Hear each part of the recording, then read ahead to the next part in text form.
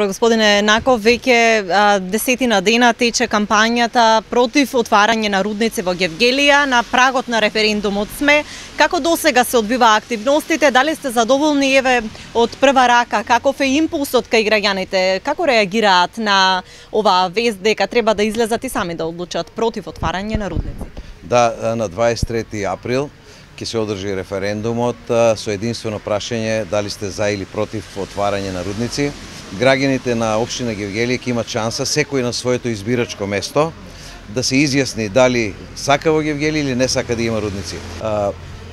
Кампањата ние водиме со единствена цел да ги информираме сите граѓани на нашата општина за ова деструктивна активност. Една од најкатастрофалните стопански активности што човекот успеал да ја измисли.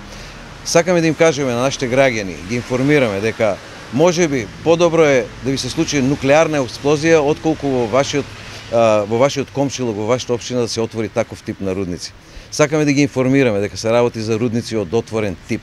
Сакаме да ги информираме дека овие рудници претпоставуваат сечење, уништување на целокупната шума, целокупниот растителен свет, комплетно загадување на подземните и надземните води, со краен ефект и единствен ефект раселување на населението. Досега мора да ви кажам дека успеавме заедно со сите активисти. Значи веќе кон нашто имаме повеќе од 100 волонтери. На секој ниво вршиме разговори со граѓаните, трибини по населените места, присутни сме на медиумите, имаме соработници изјави на еминентни професори, доктори на науки, кои што сите од свој аспект даваат придонес кон едно целосно информирање на јавноста. Граѓаните ова иницијатива ја прифатија единствено. Мора да ви кажам дека во Гевгелија се случува експлозија на енергија за заштита на човековите вредности, за заштита на човековиот живот, за заштита на собствените домови.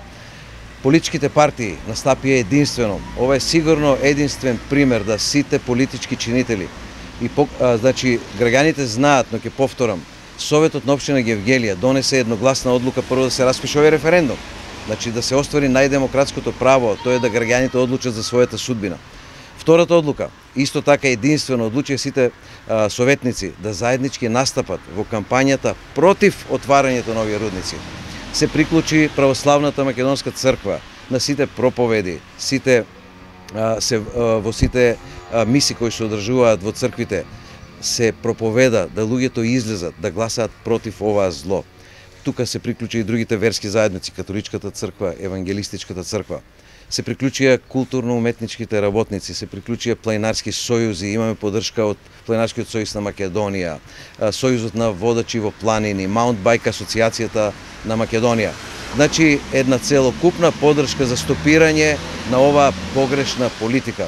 Граѓаните не сакаат да се случи ова во општина Гевгелија и затоа на 23 ќе излезат и ќе гласат против отварање на било какви рудници во нашата општина.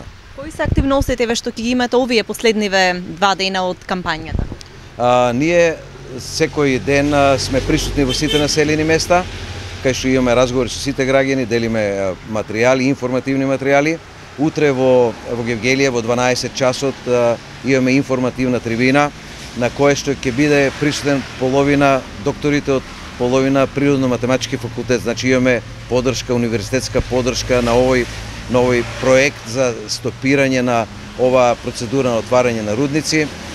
Потоа имаме четврток и петок исто така ќе имаме отворени сцени кај што сите уметници, културното богатство на Гевгелија ќе биде презентирано на еден символичен начин, да кажеме дека ова наше богатство сакаме да го сочуваме. Ние сакаме нашите хорови да пеат и во наредните 50 години овде, сакаме нашите играорци овде да играат во наредните 50 години, рок групи да свираат. Можам да ви кажам дека се ослободи таква енергија, веќе 3-4 композитори од Гевгелија, рок, поп, и креира своји композиции кои полека стана хит овие денови во Гевгелија, се со цел да дадат поддршка на оваа кампања. Благодарам. Благодарам и на вас.